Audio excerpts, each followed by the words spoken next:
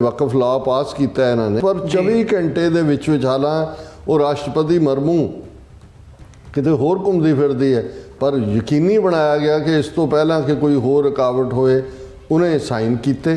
ਫਿਰ ਸਾਈਨ ਕਰਨ ਤੋਂ ਬਾਅਦ ਵੀ ਨੋਟੀਫਿਕੇਸ਼ਨ ਅਗਲੇ 24 ਘੰਟੇ ਦੇ ਵਿੱਚ ਹੋ ਜਾਂਦੀ ਹੈ ਕਿ ਅਸੀਂ ਦੇ ਪ੍ਰੋਟੈਸਟ ਦੇ ਵਿੱਚ ਕਾਲੀ ਪੱਟੀ ਜਿਹੜੀ ਹੈ ਉਹ ਬੰਨਾਂਗੇ, ਔਰ ਅਗਲੇ ਦਿਨ ਜਿਹੜਾ ਉਹ ਡਿਪਟੀ ਕਮਿਸ਼ਨਰਸ, ਕਲੈਕਟਰਸ, SSPs ਦੇ ਜਿਨ੍ਹਾਂ ਨੇ ਵੀ ਉਹ ਕਾਲੀ ਪੱਟੀਆਂ ਵਾਲੇ ਉਹਨਾਂ ਨੂੰ ਨਜ਼ਰ ਆਏ, ਕਿਸੇ ਦੇ ਘਰ ਉਹਨਾਂ ਨੇ ਕਲੈਕਟਰਸ ਤੋਂ ਚਿੱਠੀਆਂ ਭਜਵਾਈਆਂ ਕਿ 2 ਲੱਖ ਦਾ ਬੌਂਡ, ਇੰਨੇ ਦੀ ਜ਼ਮਾਨਤ, ਕਿਉਂਕਿ ਜੀ ਇਹਨਾਂ 'ਚ ਪੋਟੈਂਸ਼ੀਅਲ ਹੈ ਫਸਾਦ ਕਰਨ ਦਾ।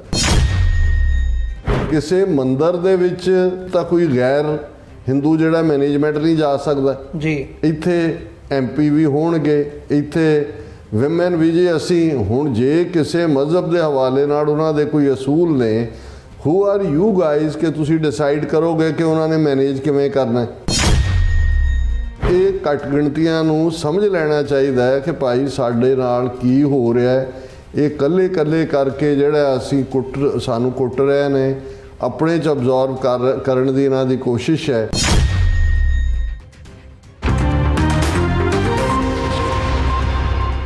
ਵਿਊਅਰਸ, ਬ੍ਰੇਕ ਤੋਂ ਬਾਅਦ ਤੁਹਾਡਾ ਸਾਰਿਆਂ ਦਾ ਸਵਾਗਤ ਹੈ। ਗੱਲਬਾਤ ਅੱਗੇ ਤੋਰਦੇ ਹਾਂ। ਡਾਕਟਰ ਸਾਹਿਬ, ਹੁਣ ਗੱਲ ਕਰੀਏ ਜਿੱਥੇ ਅਸੀਂ ਮੋਦੀ ਸਰਕਾਰ ਵੱਲੋਂ ਜਿਹੜੀ ਇੱਕ ਨੀਤੀ ਦੇ ਤਹਿਤ ਟਾਰਗੇਟ ਕੀਤਾ ਜਾ ਰਿਹਾ, ਅਸੀਂ ਪੰਜਾਬ ਦਾ ਜ਼ਿਕਰ ਕਰਕੇ ਹਟੇ ਹਾਂ। ਈਵਨ ਹੁਣ ਜਦੋਂ ਅਸੀਂ ਮਾਈਨੋਰਿਟੀਜ਼ ਦਾ ਓਵਰਆਲ ਗੱਲ ਕਰਦੇ ਹਾਂ, ਮਤਲਬ ਇਹ ਸਟੇਟ ਦੀ ਕਿਤੇ ਨਾ ਕਿਤੇ ਨੀਤੀ ਹੋ ਰਹੀ ਹੈ 1947 ਤੋਂ ਬਾਅਦ ਕਿ ਕਿਵੇਂ ਉਹਨਾਂ ਨੇ ਜਿਹੜੇ ਵੱਖ-ਵੱਖ ਮਹਿਕਮਿਆਂ ਰਾਹੀਂ ਜਾਂ ਇੱਕ ਨੀਤੀ ਦੇ ਰਾਹੀਂ, ਪਾਲਿਸੀ ਦੇ ਰਾਹੀਂ ਕੰਟਰੋਲ ਕਰਨਾ ਆ। ਹੁਣ ਉਹਦੇ ਵਿੱਚ ਉਹ ਤੁਹਾਡੇ ਧਾਰਮਿਕ ਅਦਾਰੇ ਹੋਣ, ਤੁਹਾਡੀ ਐਜੂਕੇਸ਼ਨ ਪਾਲਿਸੀ ਹੋਵੇ, ਤੁਹਾਡੇ ਜਿਹੜੇ ਸਰੋਤ ਹੈਗੇ ਆ ਜਿੱਥੋਂ ਤੁਸੀਂ ਆਪਣੇ ਇਨਫੋਰਮੇਸ਼ਨ ਦੇ ਸਾਧਨ ਹੈਗੇ ਆ ਉਹਨਾਂ ਰਾਹੀਂ ਹੋਵੇ, ਹਰ ਇੱਕ ਚੀਜ਼ ਦੇ ਉੱਤੇ ਜਿਹੜਾ ਇੱਕ ਸਟੇਟ ਦਾ ਕੰਟਰੋਲ ਹੈ ਉਹ ਵੱਡੇ ਲੈਵਲ ਦੇ ਉੱਤੇ ਦੇਖਣ ਨੂੰ ਮਿਲਿਆ ਆ। ਅਤੇ ਉਹ ਜਿਹੜੀ ਇੱਕ ਬਿਗਨਿੰਗ ਦੇ ਵਿੱਚ ਕਿਤੇ ਨਾ ਕਿਤੇ ਕੌਨਸਟੀਟਿਊਸ਼ਨ ਦੇ ਵਿੱਚ ਥੋੜ੍ਹਾ ਬਹੁਤਾ ਰੱਖਿਆ ਵੀ ਗਿਆ ਸੀ ਕਿ ਭਾਈ ਇੱਕ ਹੱਕ ਹਕੂਕ ਘੱਟ ਗਿਣਤੀਆਂ ਨੂੰ ਇਹਦੇ ਥੱਲੇ ਅਤੇ ਮਾਈਨੋਰਿਟੀਜ਼ ਨੂੰ ਫਿਰ ਜਿਹੜੀਆਂ ਡਿਵੀਜ਼ਨਸ ਰੱਖੀਆਂ ਗਈਆਂ ਉਹਦੇ ਥੱਲੇ ਬਹੁਤ ਹੱਕ ਦਿੱਤੇ ਵੀ ਗਏ। ਪਰ ਹੌਲੀ ਕਰਦੇ ਉਹ ਉਹਦੇ 'ਚ ਸੋਧਾਂ ਹੁੰਦੀਆਂ ਹੁਣ ਤੇ ਗੱਲ ਉਹ ਧਾਰਾ 370 ਅਤੇ ਅੱਜ ਜਿਹੜੀ ਹੁਣ ਲੇਟੈਸਟ ਐਗਜ਼ਾਮਪਲ ਜਿਹਦੇ 'ਤੇ ਅਸੀਂ ਗੱਲ ਕਰਨ ਜਾ ਰਹੇ ਹਾਂ, ਮਤਲਬ ਵਕਫ ਅਮੈਂਡਮੈਂਟ ਬਿੱਲ ਜਿਹੜਾ ਹੈਗਾ ਆ ਐਕਟ, ਉਹਦੇ 'ਚ ਮਤਲਬ ਉਹਦੇ 'ਤੇ ਹੁਣ ਨੋਟੀਫਿਕੇਸ਼ਨ ਆ ਗਈ ਹੈ ਅਤੇ ਉਹਨੂੰ ਵੀ ਉਹਨਾਂ ਨੇ ਪੁੱਠਾ ਗੇੜ ਜਿਹੜਾ ਉਹ ਦੇ ਦਿੱਤਾ ਆ ਜੀ। ਤਾਂ ਹੁਣ ਇਹ ਇੱਕ ਚੀਜ਼ ਹੈਗੀ ਹੈ ਜਿਹਨੂੰ ਮੈਂ ਤੁਹਾਡੇ ਕੋਲੋਂ ਸਮਝਣਾ ਚਾਹੂੰਗਾ ਵੀ ਇਹ ਇੱਕ ਨੀਤੀ ਦੇ ਤਹਿਤ ਜਿਹੜੀ ਇੱਕ ਪ੍ਰੋਸੈਸ ਭਾਵੇਂ ਸਲੋ ਹੁੰਦੀ ਹੈ, ਤੁਹਾਨੂੰ ਹੌਲੀ ਸਟੈਪ ਬਾਏ ਸਟੈਪ ਉਹ ਧੱਕਦੇ ਬਿਲਕੁਲ ਕੰਧ ਨਾਲ ਲਾ ਦਿੱਤਾ ਜਾਂਦਾ ਆ। ਸੋ ਇਹ ਹੁਣ ਮੁਸਲਮਾਨਾਂ ਦੇ ਲਈ ਇਸ ਨੋਟੀਫਿਕੇਸ਼ਨ ਦੀ ਕੀ ਅਹਿਮੀਅਤ ਹੈਗੀ ਹੈ ਅਤੇ ਇਹਦੇ ਨਾਲ ਮੁਸਲਮਾਨਾਂ ਦੇ ਨਾਲ ਜਿਹੜੀਆਂ ਬਾਕੀ ਘੱਟ ਗਿਣਤੀਆਂ ਨੇ ਸਿੱਖਾਂ ਸਮੇਤ, ਉਹਨਾਂ ਦੇ ਲਈ ਇਸ ਨੋਟੀਫਿਕੇਸ਼ਨ ਦੇ ਕੀ ਮਾਇਨੇ ਨੇ? ਦੇਖੋ, ਮੈਂ ਅਕਸਰ 1930 ਦੇ ਇੱਕ ਲਖਨਊ ਦੇ ਵਿੱਚ ਹੋਏ ਸਰਬ ਧਰਮ ਸੰਮੇਲਨ ਬਾਰੇ ਗਿਆਨੀ ਸ਼ੇਰ ਸਿੰਘ, ਜਿਹੜੇ ਇੱਕ ਬੜੇ ਪ੍ਰੋਮੀਨੈਂਟ ਅਕਾਲੀ ਲੀਡਰ ਸਨ ਔਰ ਸਾਰੀ ਸਿਚੁਏਸ਼ਨ ਨੂੰ ਜ਼ਿਆਦਾ ਬਿਹਤਰ ਸਮਝਦੇ ਸੀ, ਰਾਦਰ ਜੇ ਉਹ 47 ਦੌਰ 'ਚ ਜਿਉਂਦੇ ਹੁੰਦੇ ਤਾਂ ਸ਼ਾਇਦ ਅਕਾਲੀ ਲੀਡਰਸ਼ਿਪ ਇਹਨਾਂ ਦੀ ਕਾਂਗਰਸ ਦੀ ਕੱਛ 'ਚ ਨਾ ਵੜਦੀ ਔਰ ਆਪਣੀ ਕਿਸਮਤ ਇਹਨਾਂ ਦੇ ਹਵਾਲੇ ਨਾ ਕਰਦੀ। ਉਹਨਾਂ ਨੇ ਇੱਕ ਵਾਕਿਆ ਲਿਖਿਆ ਜਿਹੜਾ ਮੈਂ ਗੁਰਮਤ ਪ੍ਰਕਾਸ਼, ਇਹ ਪਬਲੀਕੇਸ਼ਨ ਸ਼੍ਰੋਮਣੀ ਕਮੇਟੀ ਦੀ ਹੈ, ਇਹਦੇ ਵਿੱਚ ਜਦੋਂ ਜਿਹੜਾ ਉਹ ਕਈ ਦਹਾਕੇ ਪਹਿਲਾਂ ਪੜ੍ਹਿਆ, ਉਹਨਾਂ ਨੇ ਕਿਹਾ ਜੀ ਜਿਸ ਸਰਬ ਧਰਮ ਸੰਮੇਲਨ ਦੇ ਵਿੱਚ ਸ਼ਾਮਲ ਹੋਣ ਲਈ ਮੈਂ ਗਿਆ, ਮੇਰੇ ਨਾਲ ਦੇ ਕਮਰੇ ਦੇ ਵਿੱਚ ਮਦਨ ਮੋਹਨ ਮਾਲਵੀ ਹੈ। ਇਸ ਗੱਲ ਦਾ ਧਿਆਨ ਰਹੇ ਕਿ ਇੰਗਲੈਂਡ ਰਿਟਰਨਡ, ਬਹੁਤ top attorney, Banaras Hindu university ਉਹਨੇ ਬਣਾਈ, ਕਾਂਗਰਸ ਦਾ ਵੱਡਾ ਲੀਡਰ ਜੀ, ਔਰ ਗਾਂਧੀ ਨਾਲੋਂ ਟੁੱਟ ਕੇ ਉਹਨੇ ਹਿੰਦੂ ਮਹਾਸਭਾ ਬਣਾਈ ਸੀ। ਉਹਨੂੰ ਲੱਗਦਾ ਸੀ ਕਿ ਵੀ ਕਾਂਗਰਸ ਦਾ ਜਿਹੜਾ ਉਹ ਕਲੀਅਰ ਏਜੰਡਾ ਨਹੀਂ ਹੈ ਹਿੰਦੂਤਵਾ ਦੇ ਉੱਤੇ। ਸੋ ਉਹ ਬਹੁਤ ਵੱਡਾ ਐਂਟਾਈ ਮੁਸਲਿਮ ਲਾਈਨ ਉਹਦੀ ਮਦਨ ਮੋਹਨ ਮਾਲਵੀਆ ਦੀ। ਅਤੇ ਉਹ ਕਹਿੰਦੇ ਵੀ ਉਸ ਸਭਾ ਦੇ ਵਿੱਚ ਜਿਹੜਾ ਸਰਬ ਧਰਮ ਸੰਮੇਲਨ ਸੀ, ਕੁਛ ਹੋ ਕੇ ਹਟੇ ਸੀ ਪਹਿਲਾਂ ਰॉयट्स ਵਗੈਰਾ, ਅਤੇ ਮਾਲਵੀਆ ਜੀ ਨੇ ਬੜੀ ਜਿਹੜੀ ਹੈ ਉਹ ਟੂਗੈਦਰਨੈਸ ਵਾਲੀ ਸਪੀਚ ਕੀਤੀ, ਮੁਸਲਮਾਨਾਂ ਦੀ ਤਾਰੀਫ ਦੇ ਵੀ ਜਿਹੜੀ ਹੈ ਉਹ ਗੱਲਾਂ ਕੀਤੀਆਂ। ਕਹਿੰਦੇ ਸ਼ਾਮ ਨੂੰ ਜਦੋਂ ਅਸੀਂ ਇਕੱਠੇ ਹੋਏ ਤਾਂ ਮੈਂ ਕਿਹਾ, ਔਰ ਮਾਲਵੀਆ ਬਾਰੇ ਮਸ਼ਹੂਰ ਹੈ ਵੀ ਉਹ ਗੰਗਾ ਜਲ ਨਾਲ ਹੀ ਰੱਖਦਾ ਸੀ, ਜਦੋਂ ਵੀ ਕਿਸੇ ਮੁਸਲਮਾਨ ਨਾਲ ਹੱਥ ਮਿਲਾਇਆ ਜਾਂ ਅੰਗਰੇਜ਼ ਨਾਲ ਵੀ ਤੇ ਉਹ ਸਮਝਦਾ ਸੀ ਵੀ ਇਹ ਮਲੇਸ਼ ਨੇ ਸਾਰੇ ਮੁਸਲਮਾਨ ਔਰ ਈਸਾਈ, ਤੇ ਉਹ ਗੰਗਾ ਜਲ ਦੇ ਨਾਲ ਹੱਥ ਧੋਂਦਾ ਸੀ। ਉਹ ਕਹਿੰਦਾ ਵੀ ਉਹਨੇ ਜਦੋਂ ਜੋ ਤਕਰੀਰ ਕੀਤੀ ਬੜੀ ਆਪਸੀ ਏਕਤਾ ਵਾਲੀ, ਤਾਂ ਸ਼ਾਮ ਨੂੰ ਅਸੀਂ ਉੱਥੇ ਹੀ ਰਹਿੰਦੇ ਨਾਲ ਸੀ। ਕਹਿੰਦੇ ਮੈਂ ਉਹਨਾਂ ਨੂੰ ਕਿਹਾ ਕਿ ਵੀ ਮਾਲਵੀਆ ਜੀ, ਅੱਜ ਤਾਂ ਜੋ ਤੁਸੀਂ ਕਿਹਾ ਤੁਸੀਂ ਇਹਦੇ 'ਚ ਤਾਂ ਯਕੀਨ ਨਹੀਂ ਕਰਦੇ। ਤਾਂ ਕਹਿੰਦਾ ਵੀ ਜਿਹੜੀ ਗੱਲ ਉਹਨੇ ਮੈਨੂੰ ਕਹੀ ਉਹਨੇ ਮੇਰੇ ਕੰਨ ਖੜੇ ਕੀਤੇ। ਔਰ ਕਿਉਂਕਿ ਅਸੀਂ ਉਹ ਵਕਫ ਅਮੈਂਡਮੈਂਟ ਦੇ ਨਾਂ ਥੱਲੇ ਸਭ ਤੋਂ ਵੱਡੀ ਜਾਇਦਾਦ ਜਿਹੜੀ ਉਹਨਾਂ ਦੀ ਇਕੱਲੀ ਇੱਕ ਲੈਵਲ 'ਤੇ ਨਹੀਂ ਦੁਨੀਆ 'ਚ, ਹਾਲਾਂਕਿ ਮੁਸਲਮਾਨ ਸਭ ਤੋਂ ਜ਼ਿਆਦਾ ਇੰਡੋਨੇਸ਼ੀਆ 'ਚ ਨੇ, ਪਾਕਿਸਤਾਨ 'ਚ ਨੇ, ਫਿਰ ਭਾਰਤ 'ਚ ਨੇ, ਪਰ ਸਭ ਤੋਂ ਜ਼ਿਆਦਾ ਜਾਇਦਾਦ ਔਕਾਫ ਜਿਹਨੂੰ ਇਸਤਲੇ ਪਾਸੇ ਕਿਹਾ ਜਾਂਦਾ, ਸਾਡੇ ਵਕਫ ਕਿਹਾ ਜਾਂਦਾ, ਇਹਨਾਂ ਦੇ ਕੋਲ ਹੈ। ਉਸ ਦੇ ਉੱਤੇ ਸਰਕਾਰ ਨੇ ਕਬਜ਼ਾ ਕਰ ਲਿਆ ਇਸ ਐਕਟ ਨੂੰ। ਇਹਨੂੰ ਬਿਲਕੁਲ ਜੇ ਸਿੰਪਲੀ ਸਮਝਣਾ ਹੋਏ। ਲੇਕਿਨ ਜਦੋਂ ਉਹ ਗਿਆਨੀ ਸ਼ੇਰ ਸਿੰਘ ਕਹਿੰਦੇ ਨੇ ਕਿ ਵੀ ਮੈਂ ਉਹਨਾਂ ਨੂੰ ਇਹ ਕਿਹਾ, ਤੇ ਉਹ ਕਹਿੰਦਾ ਵੀ ਉਹਨਾਂ ਨੇ ਮੈਨੂੰ ਕਿਹਾ ਚੀਸਟ ਹਿੰਦੀ 'ਚ, ਔਰ ਗੁਰਮਤਿ ਪ੍ਰਕਾਸ਼ ਉਵੇਂ ਹੀ ਹਿੰਦੀ 'ਚ ਲਿਖਿਆ ਸੀ। ਉਹ ਕਹਿਣ ਲੱਗੇ, ਗਿਆਨੀ ਜੀ अंग्रेज़ों को जा लेने दो, हम तो शिक्षा प्रणाली में संशोधन करके ही मुसलमानों की मुसलमानी निकाल देंगे। तो वो ज्ञानी जी कहता भी मैं सोची पै गया कि बई ये तो साढ़े तो कई गुणा ज़्यादा मुसलमान ने, जे इन्हां दी ਇਹ ਸੋਚਦੇ ਨੇ। ਹੁਣ ਸਿੱਖਿਆ ਪ੍ਰਣਾਲੀ 'ਚ ਸੰਸ਼ੋਧਨ, ਤੁਸੀਂ ਸਕੂਲ ਦੇ ਸਿਲੇਬਸ ਦੀ ਗੱਲ ਕਰ, ਐਜੂਕੇਸ਼ਨ ਸਿਸਟਮ, ਹਾਲਾਂਕਿ ਕਾਨਸਟੀਟਿਊਸ਼ਨ ਉਹਨੂੰ ਸਟੇਟ ਸਬਜੈਕਟ ਕਹਿੰਦੇ। ਜਿਵੇਂ law and order state subject ਹੈ, ਪਰ ਨੈਸ਼ਨਲ ਲੈਵਲ 'ਤੇ ਟੈਰਰਿਜ਼ਮ ਨਾਲ ਜੋੜ ਕੇ ਨੈਸ਼ਨਲ ਇਨਵੈਸਟੀਗੇਟਿਵ ਏਜੰਸੀ ਨੇ ਇੰਕਲੂਡ ਕਰਨ ਦਾ ਰਾਹ ਲੱਭ ਲਿਆ। ਪੰਜਾਬ ਦੇ 22-23 ਜ਼ਿਲ੍ਹਿਆਂ ਦੇ ਵਿੱਚ ਦਫ਼ਤਰ ਖੋਲ੍ਹੇ ਹੋਏ ਨੇ। ਪੰਜਾਬ ਪੁਲਿਸ ਨੂੰ ਵੀ ਦੱਸਣ ਦੀ ਲੋੜ ਨਹੀਂ ਹੁੰਦੀ। ਉਹਨਾਂ ਤੋਂ ਤਾਂ ਉਹਨਾਂ ਨੂੰ ਤਾਂ ਰੱਖਿਆ ਹੋਇਆ, ਉਹ ਤਾਂ ਸ਼ਰਾਬ ਪਿਆ ਕੇ ਐਨਕਾਊਂਟਰ ਕਰਾਉਣਾ, ਜਾਂ ਕਰਨਲ ਉਹਦਾ ਬਾਠ ਵਰਗੇ ਦੇ ਉੱਤੇ ਆ ਕੇ ਜਿਹੜਾ ਪਿਓ ਪੁੱਤਰ ਨੂੰ ਕੁੱਟੋ। ਇੰਨਾ ਰੌਲਾ ਪਾਉਣ ਦੇ ਬਾਵਜੂਦ ਉਹ ਬਾਠ ਰਾਜਨਾਥ ਸਿੰਘ ਨੂੰ ਮਿਲਿਆ ਟੱਬਰ, ਉਹ ਭਗਵੰਤ ਮਾਨ ਨੂੰ ਮਿਲਿਆ, ਕੋਈ ਰਾਤ ਨਹੀਂ। ਹਾਈ ਕੋਰਟ ਨੇ ਕਿਹਾ ਜੀ ਕਿ ਚਲੋ ਪੰਜਾਬ ਇਨਵੈਸਟੀਗੇਟ ਨਹੀਂ ਕਰੇਗਾ, ਦਿੱਲੀ ਦੀ ਪੁਲਿਸ ਕਰੇਗੀ। ਕੋਈ ਦਿੱਲੀ ਉਸ 'ਚ ਵੀ ਉਹ ਨਹੀਂ ਹੋਏਗਾ ਜਿਹੜਾ ਔਨ ਡੈਪੂਟੇਸ਼ਨ ਚੰਡੀਗੜ੍ਹ, ਨਾਟ ਦਿੱਲੀ ਚੰਡੀਗੜ੍ਹ, ਕੋਈ ਡੈਪੂਟੇਸ਼ਨ ਵੀ ਨਹੀਂ ਤੇ ਗਿਆ, ਕੁਛ ਨਹੀਂ ਨਿਕਲਣਾ। ਸੋ ਮਤਲਬ ਤੁਸੀਂ ਇਹ ਅੰਦਾਜ਼ਾ ਲਾਓ। ਔਰ ਸਰਵਿੰਗ ਔਰ ਬਹੁਤ ਸੈਂਸਿਟਿਵ ਥਾਂ 'ਤੇ ਉਹ ਕਰਨਲ ਬੈਠਾ।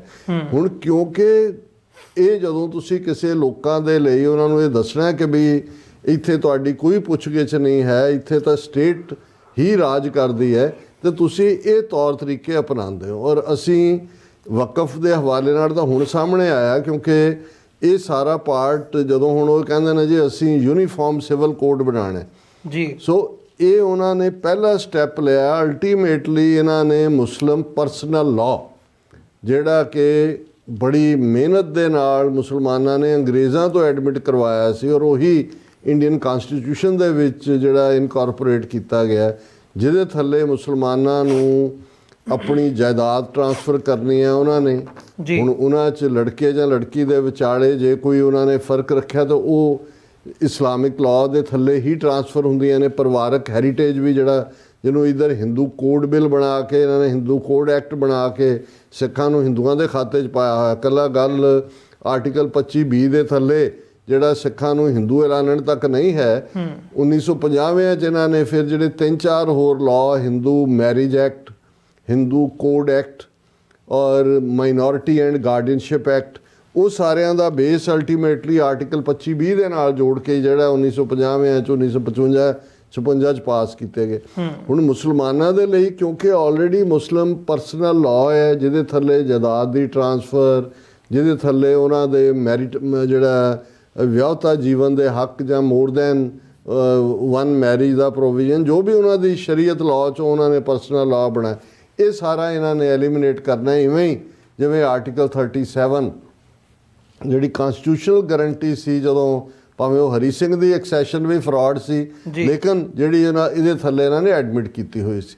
ਸੋ ਇਹ ਤਾਂ ਇਹਨੂੰ ਜੇ ਸਿੰਪਲੀ ਸਮਝਣਾ ਹੋਏ ਵੀ ਉਹਨਾਂ ਨੇ ਮੁਸਲਮਾਨਾਂ ਦੀਆਂ ਧਾਰਮਿਕ ਜਾਇਦਾਦਾਂ ਜਿਹੜੀਆਂ, ਭਾਵੇਂ ਉਹ ਕਬਰਸਤਾਨਾਂ ਦੀਆਂ ਜ਼ਮੀਨਾਂ ਨੇ, ਉਹ ਸ਼ਾਪਿੰਗ ਕੰਪਲੈਕਸ ਨੇ, ਉਹ ਉਹਨਾਂ ਦੇ ਮਕਬਰਿਆਂ ਦੇ ਨਾਲ ਜੁੜੀਆਂ ਹੋਈਆਂ ਜ਼ਮੀਨਾਂ ਨੇ। ਕਿਉਂਕਿ ਇਸਲਾਮ ਭਾਰਤ ਦੇ ਵਿੱਚ ਲਗਭਗ ਨਬੀ ਮੁਹੰਮਦ ਸਾਹਿਬ ਦੇ ਜਾਣ ਦੇ 70 ਸਾਲ ਦੇ ਵਿੱਚ ਆ ਜਾਂਦਾ ਹੈ, ਮੁਹੰਮਦ ਬਿਨ ਕਾਸਿਮ ਦੇ ਜ਼ਮਾਨੇ ਤੋਂ। ਔਰ ਜਿਹੜੇ ਵੀ ਇਸਲਾਮਿਕ ਰੂਲਰ ਜਾਂ ਦੂਜੇ, ਹੁਣ ਹਿੰਦੁਸਤਾਨ ਦੇ ਤੁਸੀਂ ਮੰਦਰ ਦੇਖੋ ਜਿੰਨੇ ਵੱਡੇ ਵੱਡੇ ਨੇ, ਕੋਈ ਉਹ ਕਾਰ ਸੇਵਾ ਨਾਲ ਨਹੀਂ ਬਣੇ ਹੋਏ, ਕੋਈ ਹਿੰਦੂਆਂ ਨੇ ਡਨੇ ਉਹ ਜਿਹੜਾ ਉਹਨਾਂ ਦਾ ਟਕਾ ਨਹੀਂ, ਸਭ ਬਾਦਸ਼ਾਹਾਂ ਨੇ ਬਣਾਏ।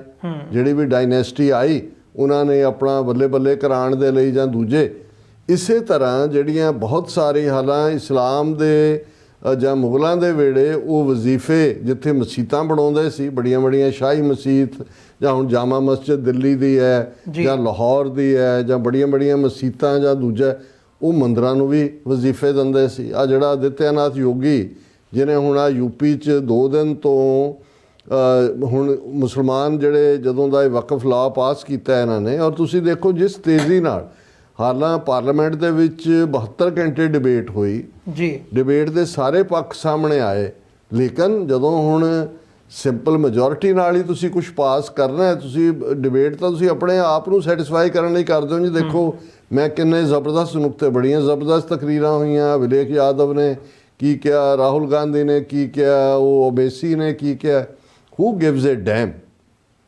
ਉਹਨੇ ਕਰ ਲਿਆ ਰਾਜ ਸਭਾ 'ਚ ਬੜੀ ਥਿਨ ਮੈਜੋਰਿਟੀ ਨਾਲ ਪਾਸ ਹੋਇਆ, ਪਰ 24 ਘੰਟੇ ਦੇ ਵਿੱਚ ਹਾਲਾਂ ਉਹ ਰਾਸ਼ਟਰਪਤੀ ਮਰਮੂ ਕਿਤੇ ਹੋਰ ਘੁੰਮਦੀ ਫਿਰਦੀ ਹੈ, ਪਰ ਯਕੀਨੀ ਬਣਾਇਆ ਗਿਆ ਕਿ ਇਸ ਤੋਂ ਪਹਿਲਾਂ ਕਿ ਕੋਈ ਹੋਰ ਰੁਕਾਵਟ ਹੋਏ ਉਹਨੇ ਸਾਈਨ ਕੀਤੇ। ਫਿਰ ਸਾਈਨ ਕਰਨ ਤੋਂ ਬਾਅਦ ਵੀ ਨੋਟੀਫਿਕੇਸ਼ਨ ਅਗਲੇ 24 ਘੰਟੇ ਦੇ ਵਿੱਚ ਹੋ ਜਾਂਦੀ ਹੈ, ਔਰ ਉਹ ਗੁੰਡਾ ਆਦਿੱਤਿਆਨਾਥ ਯੋਗੀ ਜਿਹੜਾ ਹੈ ਉਹ ਇਹ ਕਹਿੰਦਾ ਵੀ ਹੁਣ ਉੱਥੇ ਉਹਨਾਂ ਨੇ ਵਿਚਾਰੇ ਮੌਲਾਣੇ ਜਾਂ ਜਿਹੜੇ ਧਾਰਮਿਕ ਉਹਨਾਂ ਦੇ ਸਿਆਸੀ ਲੀਡਰਸ਼ਿਪ ਤਾਂ ਇਹਨਾਂ ਦੀ ਖਤਮ ਕਰਤੀ ਜੀ। ਅਦਰਵਾਈਜ਼ 20 ਕਰੋੜ ਮੁਸਲਮਾਨ ਔਰ ਜਿਸ ਸੂਬੇ 'ਚ ਯੂਪੀ 'ਚ 20-22% ਦੇ ਕਰੀਬ ਹੋਣ, ਉਹਨਾਂ ਦੇ ਤਾਂ ਕੋਈ ਆਵਾਜ਼ ਨਹੀਂ ਰਹਿਣ ਦਿੱਤੀ। ਤੇ ਉਹਨਾਂ ਵਿਚਾਰਿਆਂ ਨੇ ਆਪਣੇ ਲੈਵਲ ਤੇ ਕੀਤਾ ਕਿ ਜੇ ਅਸੀਂ ਇਹਦੇ ਪ੍ਰੋਟੈਸਟ ਦੇ ਵਿੱਚ ਕਾਲੀ ਪੱਟੀ ਜਿਹੜੀ ਹੈ ਉਹ ਬੰਨਾਂਗੇ। ਔਰ ਅਗਲੇ ਦਿਨ ਜਿਹੜਾ ਉਹ ਡਿਪਟੀ ਕਮਿਸ਼ਨਰਸ, ਕਲੈਕਟਰਸ, SSPs ਦੇ ਜਿਨ੍ਹਾਂ ਨੇ ਵੀ ਉਹ ਕਾਲੀ ਪੱਟੀਆਂ ਵਾਲੇ ਉਹਨਾਂ ਨੂੰ ਨਜ਼ਰ ਆਏ, ਕਿਸੇ ਦੇ ਘਰ ਉਹਨਾਂ ਨੇ ਕਲੈਕਟਰਸ ਤੋਂ ਚਿੱਠੀਆਂ ਭਜਵਾਈਆਂ ਕਿ 2 ਲੱਖ ਦਾ ਬੌਂਡ, ਇੰਨੇ ਦੀ ਜ਼ਮਾਨਤ, ਕਿਉਂਕਿ ਜੀ ਇਹਨਾਂ 'ਚ ਪੋਟੈਂਸ਼ੀਅਲ ਹੈ ਫਸਾਦ ਕਰਨ ਦਾ।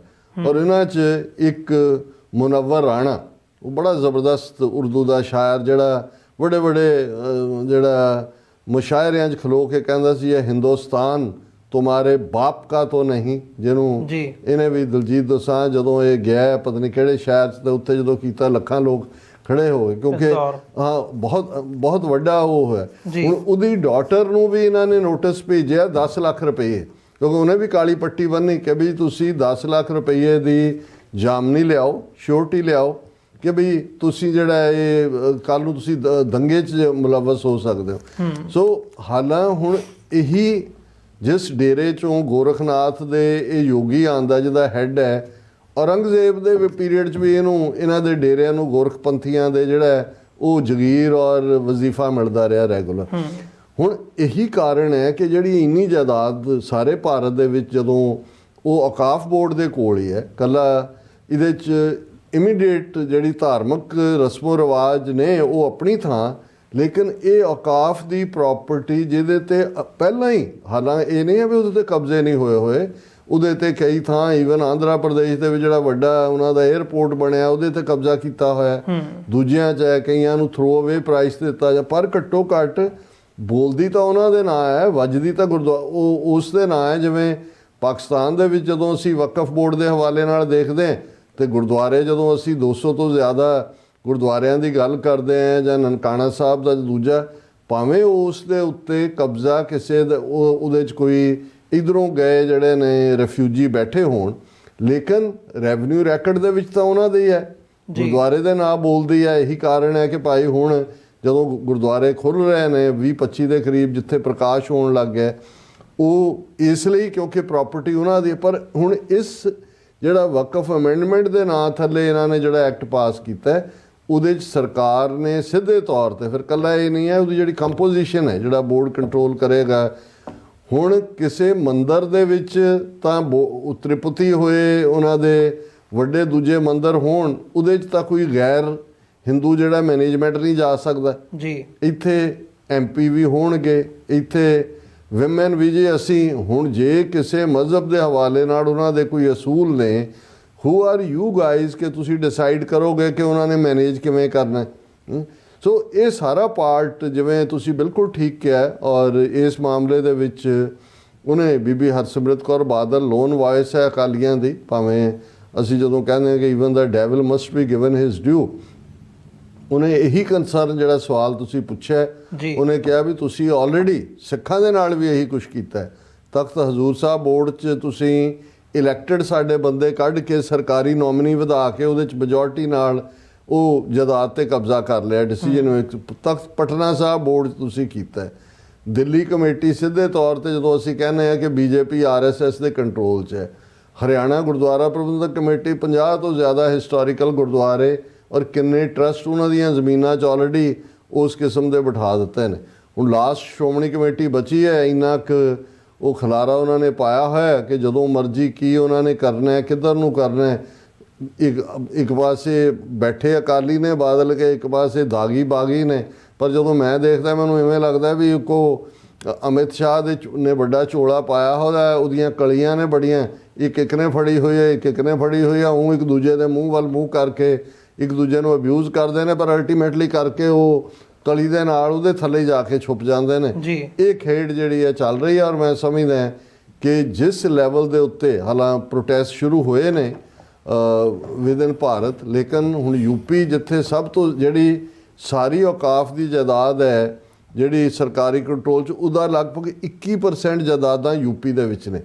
ਕਿਉਂਕਿ ਉੱਥੇ ਸਭ ਤੋਂ ਵੱਧ ਜਿਹੜਾ ਇਹਨਾਂ ਦੀਆਂ ਦਰਗਾਹਾਂ ਨਾਲ ਰਿਲੇਟਡ ਦੂਜੀਆਂ ਤੀਜੀਆਂ ਇਹ ਸਾਰਾ ਪਾਰਟ ਹੈ, ਉਹ ਸਾਰਾ ਉਹਨਾਂ ਨੇ ਕੰਟਰੋਲ। ਔਰ ਇਹੀ ਨਹੀਂ ਵੀ ਕੰਟਰੋਲ ਕਰ ਲਿਆ, ਤੁਸੀਂ ਪੀਸਫੁਲ ਅੰਦਾਜ਼ ਦੇ ਵਿੱਚ ਪ੍ਰੋਟੈਸਟ ਵੀ ਨਹੀਂ ਕਰ ਸਕਦੇ ਜੀ। ਸੋ ਇਹ ਘੱਟ ਗਿਣਤੀਆਂ ਨੂੰ ਸਮਝ ਲੈਣਾ ਚਾਹੀਦਾ ਹੈ ਕਿ ਭਾਈ ਸਾਡੇ ਨਾਲ ਕੀ ਹੋ ਰਿਹਾ ਹੈ।